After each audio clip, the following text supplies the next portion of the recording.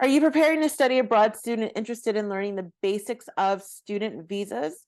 In today's video, we're going to talk about what student visas are and why they're important to any study abroad journey and why you need them. So if you are new to the channel, welcome. My name is Kimber. I'm a study abroad specialist and I help students from around the world study abroad and realize their overseas dreams. And if you are returning to the channel, welcome back.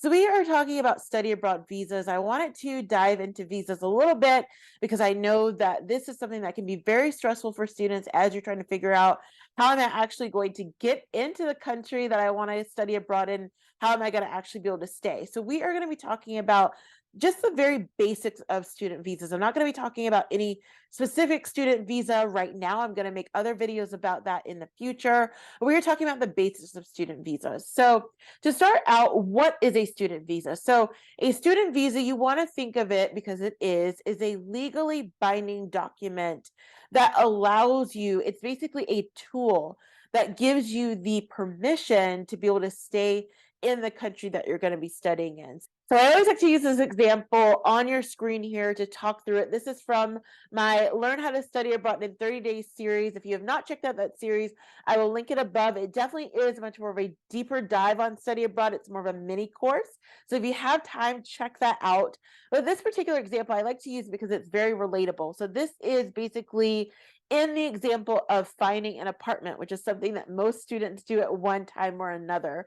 So for this particular example, the study abroad program is the dream apartment in this case. So with the dream apartment, you have found this dream apartment. Maybe you were online, maybe you got to see it in person, you found it and you really want it. So you have applied for that particular place, so for that particular program, so you're ready to go.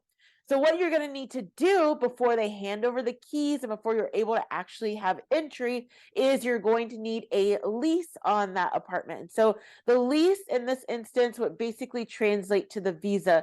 The visa is that legally binding agreement which says that you will follow all the terms of the agreement. So whatever that means. So if you're renting the apartment, you're going to make sure that you are keeping in good standing. You're going to pay your rent on time. You're going to do all those things.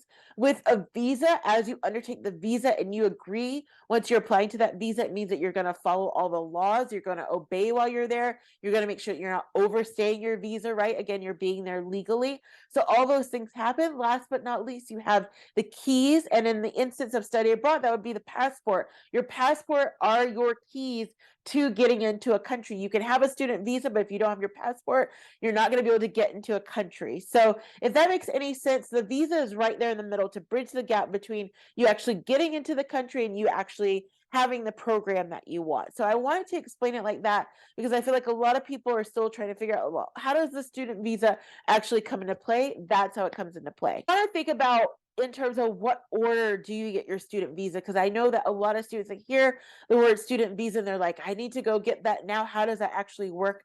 There's a process and a flow to whatever you do. And so if you think back to the example that I just showed, you don't need to worry about a student visa until you actually have a program. So whether that be a short-term program, maybe you're going for 4 months, whether that be a degree program, that's typically how it works. So you want to actually find the program. So you've gone through, you've done the research and you've applied, then you actually get into the program. And then there's usually a bit of a break off. There are some programs, particularly a lot of short-term programs or programs that are connected to, let's say, a school that you are already currently enrolled, that will help you with the visa process, which is great because even though it's not necessarily the most laborious thing that you can do, it does take a lot of time. It is very paperwork based, as you would imagine, as people are trying to go through these different documents to determine if you can be in their country or not. And so a lot of programs will help you, but for some study abroad programs, you may have to go it alone. Now, one of the great things about working with someone like me is that I will help you to be able to do that. I am not someone that is affiliated with any type of embassy or consulate, but I have had so much experience doing that now I spend time going along with students on that journey. So helping them fill out the applications, making sure that you've crossed your T's and dotted your I's so that when you send it all in, it should be good to go. So if you're interested in making sure that your study abroad visa application is where it needs to be and that you've gone over everything correctly and you would like to work with me on that, click the link below that's in the description where it says advisor so that you can find more information about how to book a session or two with me.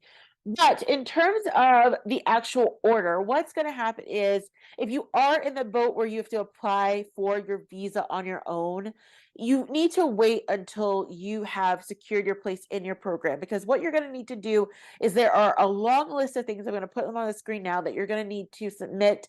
This is not all exhaustive. Every single country has different things that they require, but on average, there are some things that you're going to need to show. So you will definitely need to show that you have proof of acceptance to a program. That's just a non-negotiable. If you're not coming to the country for a program, then you wouldn't be trying to apply for a student visa. So you need to show that. You will usually need to show some proof of housing. So this could be that you've already signed a lease. Maybe you are staying with the particular program that you're going to. You'll usually need to show that. For a lot of visa opportunities that you can get for student visas, you will also need to show proof of income. So basically what this means is proof of your ability to support yourself while you're there. So what they will be looking for, and it usually has to be pretty current before you submit the application within like the past month. They will tell you how much you would need, but a lot of times they want to see that you have the full 6 months. Let's say if you're going for 6 months, the full 6 months of including your tuition and your living expenses available in your bank account. Now, I know for a lot of students, this can seem really overwhelming. You're like, I don't have that type of situation going on where, I can either show that in my parents' bank account, or maybe everything you have is not completely liquid yet. We totally understand that. So what they're basically asking for is, if they say that you need to show it in your bank account, what you can do is, let's say you have a scholarship that you know that it's going to be released within the next month. You can have the scholarship organization write you a letter to confirm that this is when it's going to be distributed. And then also too, if your parents are helping you with your living expenses, maybe they're able to just transfer money over really quickly, some way to be able to show that the money is in there. And then if they have to move it again, that's fine. But they need a snapshot of that to be able to show it. Or if you're able to get a statement from your bank or your parents' bank to say, yes, they do have it, they're currently liquidating the assets and they are available and they will be available. A lot of times, a lot of consulates will go ahead and accept that. But a lot of times they do want to see proof of making sure that you have the money. One of the reasons for that is a lot of countries don't want to let you in if you don't have the expenses to be able to support yourself. They don't want you going on their version of public financing. Again, you are a visitor in their country. They have their own citizens to support, and so you want to make sure that you're not in that situation. Now, one of the other things that you will be asked to show a lot of times is also as well, what are the specifics of what you're going to be taking? So not just that you were accepted to the program, but also too, they may want more of an itemized idea of what types of courses you're going to be taking, just so they understand. And within that particular letter, usually usually what schools will do is, if you have to go it alone and getting your visa, they will issue you a letter that says when you start your study abroad program and when you finish it. Now, the reason for that is because your visa is typically only going to be issued for the length of time that you're going to be studying abroad. So it may run over a little bit. Most visas will run over maybe 2 months. Sometimes they'll run over maybe 3 months. So they give you those 90 days, but it's typically not going to be that long. Now, one of the reasons for that is that they want you to be in the country legally. So you need to figure out what your next steps are going to be after you're done with your study abroad program. But for a lot of students, if you want to stay on and do something else, you need to change to a different visa. So you may need to get a working visa, or if you're going to be doing a different program. I've had experience with this where I was on a visa for one program. I went to do another program, actually had to leave the country and then come back in on a different visa. And they make it pretty simple for you. If you know that you're going to be doing another program, you can apply while you're still in the country. And then in order to be issued that visa, you just need to leave and come back. So there's all different configurations of that. But you just want to keep that in mind, that it's not something that once you study abroad, then you are just like free to go and you can just stay there for as long as you want. The other point on that as well is that you want to make sure, I talk about this all the time, and in terms of the legalities of it, is that, like, I know some students have asked, well, what if once I get my student visa, I drop out of school? Like, how does that work? That is very important to kind of figure out, that if you have done that, you want to make sure that you notify them as soon as possible, because basically you are then technically living in the country illegally if you are on a student visa and you dropped out of the program because you're no longer a student. And if they happen to find out about that, you could potentially be kicked out of the country.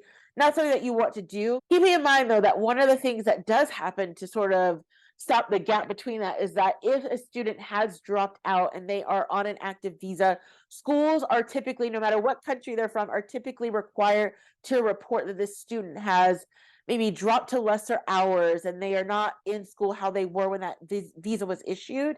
And most consulates are pretty on it where they will get in contact with you.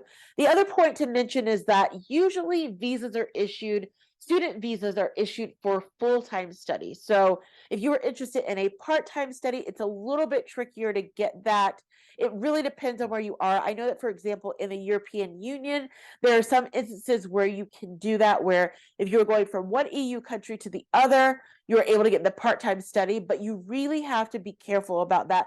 For most student visas, it's issued on a full-time basis only. So again, if you're going for full-time short-term study abroad programs that are going to be 5 or 6 months, or even for full degree programs, but it needs to be on a full-time status. So I know that one of the things that students ask when they're trying to figure out is, hey, I have just started my journey of figuring out study abroad. I am not even in the phase of getting a visa, but I just want to learn more about it. I'm so glad that you watched this video, and I want you to head over to this video and watch how to figure out how you can find a perfect study abroad program for you. I'll see you over there.